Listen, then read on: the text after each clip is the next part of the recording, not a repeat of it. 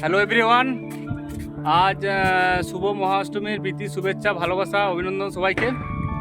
আজ মহাষ্টমীর মাতৃ সাধনার পবিত্রতম দিন।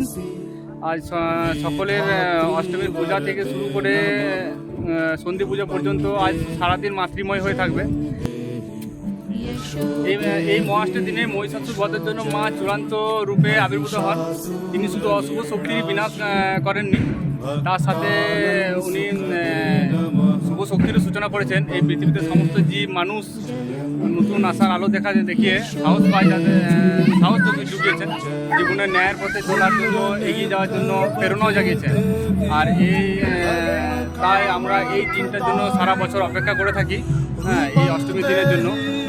তো আমাদের এইখানে কখন না তখন আমাদের কল্যাণপুর এইখানে আমাদের একটা প্রথা বরাবরের জন্য প্রচলিত আছে।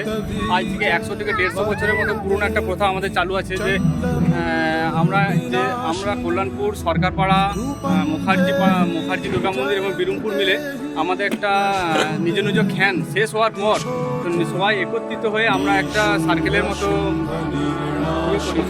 শোভাযাত্রার আয়োজন করি। তো সেই শোভাযাত্রা অনেক লোক সমাগম হয়, যাদের বাড়ি থেকে রিলেটিভস আছে, আমাদের বিভিন্ন পাড়া 4 পাড়ার রিলেটিভসরা আছে, সব একসাথে একত্রিত হয়। তারপর অনেক বাচ্চা, ছোটো ছেলে, বড় ছেলে, বাইরে থেকে যারা আসে আমাদের এই শোভাযাত্রা দেখতে আসে। যাই হোক, অসংখ্য ধন্যবাদ আমার এই রিলসটা দেখার জন্য। যাওয়ার আগে আমি একটা কবিতা বা ছড়া বলতে চাই।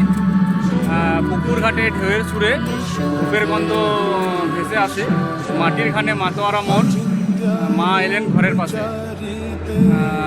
চাল কুমড়ো দুপা ঘাসে পায়েস ভরা থালা।